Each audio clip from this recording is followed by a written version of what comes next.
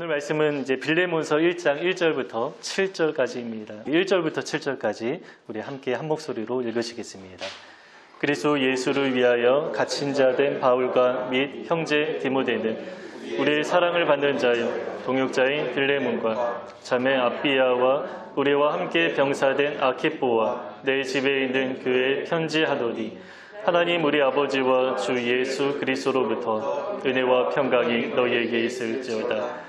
내가 항상 내 하나님께 감사하고 기도할 때에 너를 말하면 주 예수와 및 모든 성도에 대한 내 사랑과 믿음이 있음을 들음이니 이로써 내 믿음의 교제가 우리 가운데 있는 선을 알게 하고 그리스도께 이르도록 역사하느니라. 형제여 성도들의 마음이 너로 말미암아 평안함을 얻었으니 내가 너의 사랑으로 많은 기쁨과 위로를 받았노라. 아멘. 지난주에 골로새서 마무리했고요. 이제 2주간 빌레몬서 나누겠습니다. 관계는 참 중요합니다. 하나님은 관계의 하나님이십니다. 삼일체 하나님이 우리를 창조하실 때 우리가 우리의 형상을 따라 사람을 만들자라고 하셨는데 그냥 사람을 만들자 이렇게 말씀하지 않으시고 남자와 여자를 만드셨다라고 말씀합니다. 이 말씀은 곧 우리 사람으로 하여금 관계 맺는 존재로 만드셨다라는 의미입니다. 그래서 우리 안에 하나님의 형상이 담겨 있는데 그 형상이 무엇입니까? 관계 맺는 존재가 되었다라는 의미이고요. 또 삼일체 하나님처럼 공동체를 이루는 존재가 되었다. 이러한 의미가 하나님의 형상이라는 단어 안에 담겨 있습니다. 그래서 사람이 타락한 이후에 가장 두드러지게 나타나는 모습이 무엇입니까? 관계가 깨어지는 모습이었습니다. 가장 먼저는 하나님과의 관계가 깨어졌죠. 그래서 하나님이 아담과 하와를 부르시는데 두려워하여 숨었다라고 합니다. 이전에는 에덴 동산에서 하나님과 함께 거닐었지만 이제는 피해서 숨게 되었습니다. 사람과의 관계도 깨어졌습니다. 서로 보듬고 사랑해야 하는 남자와 여자였지만 서로에게 책임을 전가하는 아주 치사한 모습이 드러나게 되었습니다. 동물과의 관계도 깨어졌죠.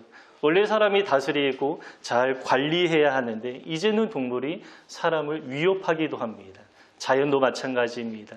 우리가 다스리는 대상이지만 이제는 자연이 무섭다. 자연이 사람을 위협하는 그런 관계가 되었습니다. 그러나 우리가 지금 구원받은 존재로 회복된 모습으로 살아가고 있는데요. 여러분 그 의미가 무엇입니까? 여러 가지 의미가 있겠지만 가장 중요한 것 중 하나가 깨어진 관계가 회복되었고 우리 모두가 회복되는 과정 속에 살아가고 있다. 이러한 의미입니다. 가장 먼저는 하나님과의 관계가 회복되었습니다. 이제는 두려워하여 숨는 관계가 아니라 하나님 앞에 거침없이 거리끼는 것 없이 나아갈 수 있는 관계가 되었습니다. 누가복음 15장에 그 탕자의 비유가 나오는데요. 그가 아주 심각한 죄를 짓고 아버지를 떠났지만 다시 돌아오지 않습니까? 그런데 다시 돌아오는 그 발걸음이 얼마나 무겁겠습니까? 정말 한 걸음 한 걸음 터벅터벅 아주 무거운 발걸음을 옮기는데 멀리서 그 모습을 발견한 아버지가 보고 어떻게 반응하십니까? 그 무거운 발걸음을 떼는 탕자의 모습을 보고 아버지는 달려오십니다. 달려와서 아들을 안아주십니다. 여러분 우리가 그러한 은혜를 입어서 지금 우리가 살아가고 있습니다. 그래서 우리가 하나님을 향하여서 무거운 한 걸음을 내딜 때마다 하나님은 우리를 향해서 달려오시는 그 사랑을 우리가 발견하게 됩니다. 왜 그렇습니까? 구원받았기 때문이죠. 관계가 회복되었기 때문입니다. 그리고 우리는 사람과의 관계도 회복되었습니다. 그래서 우리 가정과 또 교회 공동체 안에서 한 몸을 이루게 되는 것이죠. 그것이 바로 십자가의 능력입니다.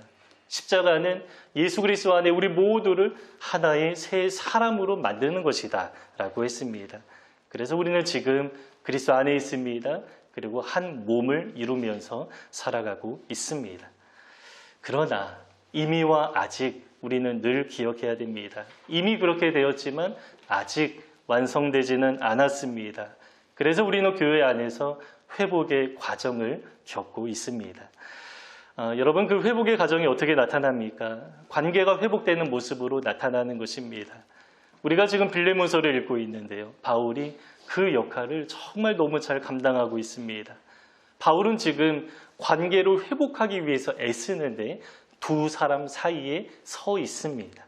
빌레몬과 오네시모 사이에서 중재하는 역할을 감당하는데 아주 애쓰는 그런 모습을 우리가 잘 발견하게 됩니다.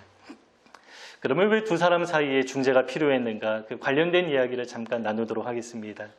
빌레몬은요, 그 골로새 교회 가정교회 지도자입니다.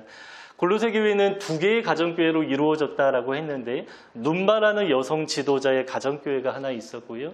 또 빌레몬의 가정교회가 있었습니다. 그런데 그 빌레몬의 가정교회 안에는 오네시모라는 종이 있었습니다.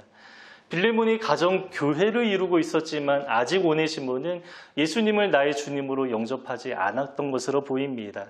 그리고 오네시모는 그 상태에서 도망갔는데요. 빌레몬의 돈을 훔쳐서 도망가게 되었습니다. 그리고 중간에 어떤 일이 있었는지는 모르지만 바울이 로마의 감옥에 투옥되어 있었을 때에 오네시모를 만나게 되었습니다. 아마 누군가 바울에게 인도해 주지 않았을까 그러한 생각이 듭니다. 그래서 오네시모가 바울을 만나서 복음을 제대로 듣게 되었고요. 이제는 구원받은 형제가 된 것이죠. 이제 구원받은 형제가 될 뿐만 아니라 바울이 보기에 오네시모 안에 그 가능성이 아주 많이 보였던 것 같습니다. 그래서 바울이 오네시모로 하여금 나의 동역자로 삼기 원했던 그런 마음이 있었습니다. 그런데 오네시모는 원래 빌레몬의 종이죠. 그 빌레몬의 돈을 훔쳐서 달아난 상황이었기 때문에 바울이 오네시모를 자기의 동역자로 삼으려면 그 전에 빌레몬의 허락을 받아야 되고 해결해야 할 문제가 있었던 것입니다. 빌레몬과의 관계로 회복해야 했고요. 또 이제 훔쳐간 그 돈의 문제도 해결해야 했습니다. 그래서 바울은 오네시모를 돌려보내면서 이 문제에 관해서 빌레몬서를 쓰게 되는데 그 편지가 오늘 우리가 읽고 있는 내용입니다. 바울은 이 편지를 통해서 빌레몬과 오네시모 사이에서 중재하는데요. 중재하는 것 쉽지 않다라고 했습니다. 여러분, 우리가 예수님을 중보자, 어떤 의미입니까? 중재한다라는 의미이죠. 하나님과 우리 사이에서 예수님이 중재자가 되셨는데 엄청난 대가를 치르셨습니다. 가장 고통스러운 십자가라는 대가를 지불하시면서 하나님과 우리 사이의 관계를 회복하셨습니다. 그래서 전에도 한번 나눈 내용인데요. 그 터키 속담에 이런 속담이 있다라고 합니다. 중재하는 자는 사지가 갈기갈기 찢긴다. 그리고 예수님은 팔복 중에 가장 귀한 그 마지막 8번째 복을 가리켜서 화평하게 하는 자라고 말씀하죠. 예수님 자신이 중재하셨을 뿐만 아니라 제자들 또한 이러한 삶을 살아가야 한다 이렇게 말씀하는 것입니다. 그리고 본문에서 바울이 그러한 삶을 잘 살아가고 있습니다. 참 어려운 일이지만 기꺼이 감당합니다. 왜냐하면 깨어진 관계, 깨어진 하나님의 형상을 회복하는 아주 중요한 일이기 때문입니다. 우리도 이 바울의 모습을 본받아서 중재하는 자로서 우리가 잘 살아갈 수 있으면 좋겠습니다. 그러면 여러분, 중재는 무엇입니까? 제가 첫 번째 발견한 내용은 서로의 모습을 덮어주는 것입니다. 바울은 오네시모의 문제를 잘 덮어주었습니다. 우리가 읽고 있는 이 빌레몬서 자체가 그 증거입니다. 바울은 이 문제를 해결하기 위해서 이 빌레몬서라는 그 편지를 따로 씁니다. 그런데요, 제가 조금 전에 말씀드린 것처럼 이 빌레몬은 골로새 교회 안에 소속되어 있었기 때문에 골로새서를 통해서 이 문제를 다룰 수도 있을 것입니다. 그런데 굳이 바울은 이 작은 교회, 골로새라는 작은 교회에 2통의 편지를 쓰면서 오네시모의 문제를 공개적으로 다루지 않습니다. 따로 개인적으로 다루는 것입니다. 골로새 교회 작은 교회입니다. 바울이 한 번도 가지 못한 교회입니다. 그러나 이 작은 교회를 향한 바울의 아주 세심한 사랑이 잘 드러났는데 2통의 편지를 쓰면서 오네시모의 문제를 따로 다루고 있습니다. 그런데 우리가 골로새서를 보면요, 오네시모의 이름이 아예 없는 것은 아니죠. 교회 공동체가 공식적으로 읽어야 하는 골로새서에 오네시모의 이야기가 있긴 있는데요. 그의 연약함, 그의 치부를 전혀 드러내지 않고요. 오히려 오네시모를 잘 세워줍니다. 어떻게 말합니까? 신실하고 사랑받는 형제라고 하고요. 그가 골로새 교회에 도착하게 되면 바울의 사정, 바울의 모든 이야기를 너희에게 잘 전해줄 것이다 라고 하면서 바울로부터 아주 중요한 임무를 담당한 사람인 것처럼 오네시모의 모습을 막 세워주는 그런 모습입니다. 이렇게 골로새서와 빌레몬서에 각각 오네시모에 관한 이야기가 있는데요. 공적인 서신에서는 오네시모를 세워주고요. 개인적인 서신에서는 그에 관한 구체적인 문제를 다루는 것입니다. 이 모습을 보면 바울이 얼마나 오네시모를 세심하게 배려했는가, 이 오네시모를 향한 그 사랑을 잘 느끼게 됩니다. 그런데 우리 사람의 질성이 그 뒤에서 말하는 그런 모습이 있습니다. 관련 없는 사람에게까지 어느 사람의 연약함을 드러내면서 이야기거리로 삼으면서 말할 때가 있습니다. 그러나 바울은 결코 그렇게 하지 않았고요. 아주 세심하게 오네시모를 배려합니다. 관련된 사람에게만 한정해서 아주 조심스럽게 이야기를 하고요. 그렇지 않은 사람에게는 아예 함구하는데 함구할 뿐만 아니라 오네시모의 변화된 모습을 드러내면서 세워주기까지 하는 것입니다. 어떻게 이렇게 세심하게 배려하면서 그 연약함을 덮어줄 수 있겠습니까? 사랑입니다. 바울은 오네시모를 정말로 뜨거운 마음으로 사랑했기 때문입니다. 그 빌레몬서의 그 마음을 잘 표현하는데요. 본문은 아니지만 그 12절에 이러한 표현이 있습니다. 오네시모 그는 나의 신복이다 라고 말합니다. 근데 여기서 신복이라는 표현은 번역이 사실 잘못되었습니다. 신복이라고 하면 어떤 느낌이 듭니까? 나의 충성스러운 종, 이런 뉘앙스가 있지 않습니까? 그러나 이제 헬라어 원어로 보면 이 신복은 내 심장이다. 이제 내장 기관과 관련된 그러한 단어입니다. 그러니까 바울이 오네시모를 자기의 심장과 같이 정말 사랑했다라는 것이죠. 그래서 골로새서에서도 사랑을 받는 나의 신실한 종이다 이렇게 표현할 수 있었던 것입니다. 이렇게 오네시모를 사랑했기 때문에 아주 세심하게 배려하면서 그의 치부를 덮어주는 바울의 모습을 보게 되는데요. 여러분, 이 모습은 사실 우리를 향한 하나님의 모습이었습니다. 아담과 하와가 하나님을 떠나 도망쳤는데요. 단지 과일 소리가 아니었다라고 했습니다. 하나님의 말씀을 정면으로 거절하면서 마치 쿠데타를 일으키는 모습처럼 하나님의 권위에 도전한 것이었습니다. 그래서 그 대가를 치르게 되었는데 그럼에도 하나님은 두 사람의 수치를 덮어주시죠. 가죽옷을 지어서 두 사람에게 입혀주십니다. 여러분, 그때 아담과 하와의 그 마음이 어땠을까요? 하나님 앞에 정말 죄송스러운 마음과 함께 그 따뜻한 가족의 온기를 느끼면서 하나님의 따뜻한 사랑을 경험하지 않았을까, 이러한 생각이 듭니다. 여러분, 우리는 어떻습니까? 우리도 이러한 사랑을 받았습니다. 오네시모가 도망간 것처럼 우리도 사실 하나님을 떠나 도망친 존재죠. 그러나 예수님이 우리와 하나님 사이를 연결해 주셨는데 그 방식이 무엇입니까? 자기의 생명을 다해서 자기의 생명으로 우리의 죄와 허물을 다 덮어주신 것입니다. 구약 출애굽기를 보면요, 그 유월절 의식이 나오는데 그 문설주에 문 좌우에 그 어린 양의 피를 바르는 의식이었습니다. 근데 여러분, 그 문설주가 어떤 모양입니까? 이 디귿자를 완전히 덮어놓은 모양이죠. 그 모든 입구가 예수 그리스도의 보혈로 완전히 덮어졌다. 우리가 예수 그리스도 안에 덮여졌다. 이러한 의미인 것입니다. 죄를 향한 하나님의 진노가 얼마나 무섭습니까? 어린 양의 보혈이 없으면 우리는 죽을 수밖에 없는 존재가 되었습니다.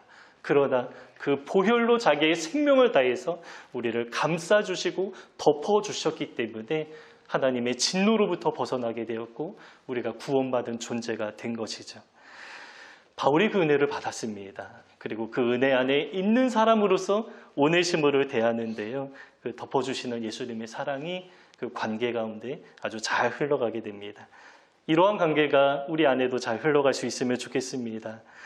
여러분, 하나님의 그 따뜻하고 세심한 그 사랑이 여러분 한 분 한 분을 감싸고 계십니다. 그 사랑을 우리가 충분히 경험하면 좋겠고요. 우리 옆에 계신 분들에게도 덮어주시는 그 사랑을 잘 나누는 우리 공동체가 되면 좋겠습니다. 이제 두 번째 이야기입니다. 중재자 바울은 오네시모의 허물을 덮어주었는데요. 그뿐만 아니라 둘 사이에서 연결하는 역할을 하죠. 오네시모의 잘못과 허물은 덮어주었고요. 또 빌레몬을 이제 인정하고 칭찬하는 그런 모습을 좀 보게 됩니다. 빌레몬이 가정교회 지도자로서 성도들을 아주 잘 섬겼는데 바울이 그 소식을 이미 들었고 빌레몬을 있는 그대로 칭찬하는 그 구절이 오늘 본문에 잘 나옵니다. 그런데 이 편지를 쓰는 시점은 빌레몬의 상황이요, 지도자로서 사역을 어느 정도 마무리하고 완성된 시점으로 보입니다. 제가 그 골로새서와 빌레몬서를 비교하면서 그 바울이 오네시모를 얼마나 세심하게 배려했는지 말씀드렸는데, 빌레몬에 관한 이야기도 두 서신을 보면 좀 차이가 있습니다. 바울이 지금 빌레몬서를 통해 빌레몬을 칭찬하는데, 이왕 칭찬하려면 골로새서에서도 모든 성도들 앞에서 공개적으로 칭찬하면 좋지 않겠습니까? 그런데 골로새서에 보면 빌레몬에 관한 이야기가 있습니까? 없습니까? 나오지 않습니다. 빌레몬 대신에 아키뽀라는 사람이 나오는데요, 그가 직분을 받았다라고 말합니다. 그러면 아키뽀가 누구입니까? 많은 사람이 빌레몬의 아들이다 이렇게 좀 말하기는 하는데 사실 명확한 증거는 없습니다. 그래서 우리가 그가 누구라고 명확하게 말할 수는 없지만 한 가지 분명한 사실이 있습니다. 아키뽀는 빌레몬의 가정교회 안에 속했던 사람이고요, 그가 빌레몬의 사역의 바통을 이어받아서 그 가정교회 사역을 감당하게 되었다라는 것입니다. 그래서 이 편지를 쓰는 시점에 아키뽀가 가정교회 그 대표자, 지도자였고요, 빌레몬은 이미 이선으로 물러나 있는 상황입니다. 그래서 공식적인 서신에는 그 빌레몬의 이름이 등장하지 않고요, 대신에 그 가정교회로 이루고 있던 아키뽀가 등장합니다. 그러면 이제 빌레몬의 사역은 좀 마무리가 된 상황이죠. 우리가 하나님 앞에 가게 되면 평가를 받게 되는데, 아직 빌레몬이 하나님 앞에 나아간 상황은 아니었지만 이미 빌레몬의 사역은 일단락된 상황입니다. 그래서 그 사역의 내용은 이제 변할 수 없겠죠. 이미 마쳐지고 끝났습니다. 그래서 지금 평가를 받거나 그가 하나님 앞에 가서 평가를 받거나 아마 같은 내용으로 평가를 받게 될 것입니다. 그런데 이 시점에서 바울이 빌레몬의 모든 사역을 다 듣고 인정하고 세워주면서 평가하는데요. 물론 바울의 평가가 하나님의 평가는 아니겠지만 이 내용이 성경으로 인정되었기 때문에 하나님의 마음으로 평가한 것이다 이렇게 볼 수 있습니다. 그리고 당시 이 편지를 읽는 빌레몬의 마음에도 이 성경은 진리 아닙니까? 또 성령께서 진리 가운데 역사하십니다. 그래서 빌레몬이 이 하나님의 말씀을 읽으면서 성령께서 감동하시는 은혜가 아마 있었을 것입니다. 그러면 바울이 빌레몬을 어떻게 칭찬합니까? 빌레몬은 하나님과 사람들 앞에서 믿음과 사랑이라는 아주 바른 태도를 갖고 있었습니다. 그리고 그로 인해서 정말로 귀한 열매를 잘 맺었습니다. 오늘 본문 6절에서는 선을 알게 했다라고 하고요, 그리스도께 이르도록 역사했다라고 말합니다. 근데 여러분, 바울이 사용하는 이 선이라는 단어를 우리가 잘 알지 않습니까? 그냥 좋은 것이 아닙니다. 바울이 선이라고 할 때 예수 그리스도를 닮아가는 것, 이것을 선이라고 사용합니다. 그래서 선을 알게 했다라고 하면서 예수 그리스도께 모든 성도들을 잘 인도했다 이렇게 이야기를 하는 것이죠. 여러분, 이 모습은 마치 세례 요한의 모습과 아주 비슷합니다. 세례 요한은 자기를 들러리라고 하면서 많은 백성을 예수님께로 인도하는 것이 자기의 가장 큰 기쁨이다라고 했는데 빌레몬이 아주 정확하게 그러한 삶을 살아가고 있었던 것입니다. 그뿐만 아니라 빌레몬은 공동체 안에 아주 든든한 안정감을 주었던 것 같습니다. 자기의 집을 가정교회로 다 내어주어서 이제 누구나 다 예배하도록 만들었는데, 여러분, 우리가 다른 사람이 집에 가면 조금 불편한 마음이 들기도 하지 않습니까? 그런데 성도들이 빌레몬으로 하여금 평안함을 얻었다라고 합니다. 이 공간을 사용하는 데 있어서 그 안정감을 주었을 뿐만 아니라 영적으로 아주 든든한 안정감을 주었던 사람이었던 것이죠. 그래서 바울은 그 빌레몬에 관한 이야기를 들었고요, 또 빌레몬이 섬긴 그 모든 이야기를 있는 그대로 인정하고 칭찬해 주면서 나도 너 때문에 많은 기쁨과 위로를 얻었다 이렇게 이야기를 하고 있습니다. 여러분, 이러한 내용을 볼 때 빌레몬은 어떻습니까? 정말로 아주 귀한 사역자죠. 그리고 바울은 그 사실을 잘 알고 있었고 있는 그대로 빌레몬의 모습을 인정하고 세워주는 것입니다. 여러분, 이처럼 서로를 인정해 주는 것은 참 중요한 것 같습니다. 세상은 칭찬하기보다 아첨하는 방식으로 권위자의 모습을 드러내기도 합니다. 그런 이야기를 들을 때 그 당시 순간은 기분이 좋을 수도 있겠지만 그 관계가 결코 오래 지속될 수는 없겠죠. 왜냐하면 진실한 관계가 아니기 때문입니다. 돈이나 권위나 외모로는 진실한 관계를 얻어낼 수가 없습니다. 그러나 우리는 그리스도 안에서 그러한 관계를 맺지 않습니다. 상대방의 모습을 있는 그대로 객관적인 사실을 인정하면서 드러내고 세워주는 것입니다. 그래야 정말로 진실한 마음으로 아주 신실한 관계를 맺게 되는 것입니다.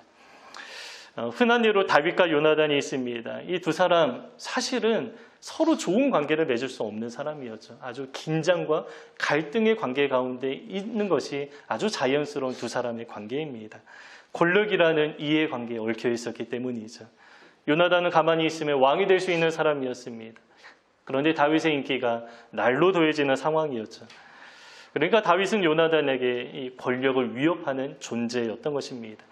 이 권력이라는 것은 형제 간에도 나눌 수 없다라고 하는데, 그러나 요나단은 다윗과 아주 진실한 관계를 맺었습니다. 이성 간의 사랑보다 더 깊고 진실한 사랑을 나누었다라고 성경에서 말씀합니다. 어떻게 그렇게 할 수 있었습니까? 한 가지입니다. 요나단이 다윗을 인정했기 때문입니다. 하나님이 그를 인정했고 그를 통해 이스라엘 나라를 이끌어가기 원하신다라는 사실을 알고 인정하니까 다윗이 어떻게 보이는 것입니까? 자기의 왕권을 위협하는 사람이 아니라 하나님이 세우시고 이끌어가시는 지도자로서 인정하고 세워줄 수 있었던 것입니다. 사울에게는 그러한 모습이 없었습니다. 그래서 다윗의 인기가 날로 높아지는 그 모습을 불편하게 생각했고요. 또 그를 죽이는데 혈안이 되었죠. 자기가 직접 창을 2번이나 던지기도 했고, 군대를 동원해서 다윗을 추격하고 또 현상금을 걸어서 다윗을 잡으려고 합니다. 왜 그렇습니까? 한 가지 문제입니다. 다윗을 인정하지 않았기 때문입니다. 사울은 다윗을 인정하지 않았기 때문에 죽이려고 하고요. 요나단은 다윗을 인정하니까 아주 진실한 사랑의 관계를 맺습니다. 여러분, 이렇게 인정이라는 것이 관계에 정말 많은 모습을 변화시킵니다. 서로의 모습을 하나님 앞에 있는 그대로 인정하는 것 정말 중요합니다. 그래야 진실한 그 관계를 잘 맺게 되는 것이죠. 그러나 욥의 친구들 그거 잘하지 못했습니다. 이들은 욥을 인정하지 않았죠. 성경에서는 욥을 인정합니다. 그를 동방의 의인이다라고 말할 정도로 욥이 정말로 경건하게 살아왔고요. 그의 일거수일투족을 아는 하나님은 욥을 인정하십니다. 영적인 세계 앞에서까지 내가 신뢰하는 사람이라고 하나님은 아주 당당하게 말씀하실 정도였습니다. 하나님이 인정하셨는데요. 욥의 친구들은 어떻습니까? 오히려 욥의 단점이나 약점과 죄악을 캐내려고 그렇게 애를 씁니다. 이렇게까지 말합니다. 욥이 무슨 잘못을 행했는지 나는 알 수 없지만 분명히 잘못한 일이 있을 것이다. 이렇게 말합니다. 자기가 본 것도 아니고 들은 것도 없지만 욥에게는 정말로 아주 분명히 심각한 죄악이 있을 것이라고 추측하고요. 그 추측만으로 욥을 정죄합니다. 하나님이 욥을 인정하셨는데요. 친구들은 욥을 인정하지 않은 것입니다. 그러나 다니엘과 세 친구 어떻습니까? 욥의 친구들과 다니엘의 친구들이 서로 대비됩니다. 다니엘과 세 친구, 이 4명의 친구들은 바벨론의 포로로 끌려갔지만 사실 포로라기보다 정말로 훌륭한 인재로 바벨론에 차출된 것이죠. 그런데 4명의 친구 가운데 한 명이 특별히 승진합니다. 특별하게 다니엘이 출세하게 되었습니다. 그러나 나머지 3명의 친구가 시기하지 않았습니다. 왜 그렇습니까? 인정했기 때문입니다. 하나님이 다니엘을 통해서 일하신다라는 사실을 인정하니까 서로 시기하기보다 오히려 세워주며 격려하게 되었고요. 특별히 서로를 위해서 기도하는 관계가 되었던 것입니다. 여러분, 이렇게 인정한다는 것 참 중요합니다. 오늘 본문에서 바울이 빌레몬을 인정합니다. 인정하고 세워주는데 그 의미는 두 사람이 서로 진실한 관계를 맺고 있다라는 의미입니다. 물론 오네시모의 사건 때문에 서로 오해가 생길 수 있고 또 멀어질 가능성이 있지만 빌레몬을 향한 바울의 태도를 보면 그 관계의 안정감을 느끼게 합니다. 이러한 관계의 안정감 가운데 오네시모의 문제를 아주 지혜롭게 처리하는 그 바울의 모습을 보게 되는 것입니다. 여러분, 우리도 이러한 관계를 좀 잘 맺어 나갈 수 있으면 좋겠습니다. 바울은 중재하는 일을 잘 감당했는데요. 중재자 바울의 모습, 오늘은 2가지 모습을 보았습니다. 하나는 연약한 모습을 덮어주는 것입니다. 또 하나는 서로의 모습을 인정하고 세워주는 것입니다. 여러분, 하나님이 우리를 하나님의 자녀로 삼으셨고 거룩한 백성으로 세워주셨습니다. 하나님의 사랑받는 자녀입니다. 이 사실을 우리가 하나님의 눈으로 서로 인정하고 세워줄 때, 그때 하나님 안에서 아주 진실한 관계를 맺게 된다라는 것입니다. 이 두 가지 모습이 나의 모습이 되고 우리 공동체의 분위기가 되면 좋겠고요. 그래서 귀한 동역의 관계를 이루는 우리 모두가 되시기를 주님의 이름으로 축복합니다. 오늘 본문 1절부터 7절까지 다시 한번 읽고 설교 마치겠습니다. 우리 1절부터 읽겠습니다. 그리스도 예수를 위하여 갇힌 자 된 바울과 형제 디모데는 우리의 사랑을 받는 자요 동역자인 빌레몬과 자매 아비아와 우리와 함께 병사된 아키포와 내 집에 있는 교회에 편지하노니 하나님 우리 아버지와 주 예수 그리스도로부터 은혜와 평강이 너희에게 있을지어다. 내가 항상 내 하나님께 감사하고 기도할 때에 너를 말함은 주 예수와 및 모든 성도에 대한 내 사랑과 믿음이 있음을 들음이니 이로써 내 믿음의 교제가 우리 가운데 있는 선을 알게 하고 그리스도께 이르도록 역사하느니라. 형제여 성도들의 마음이 너로 말미암아 평안함을 얻었으니 내가 너의 사랑으로 많은 기쁨과 위로를 받았노라.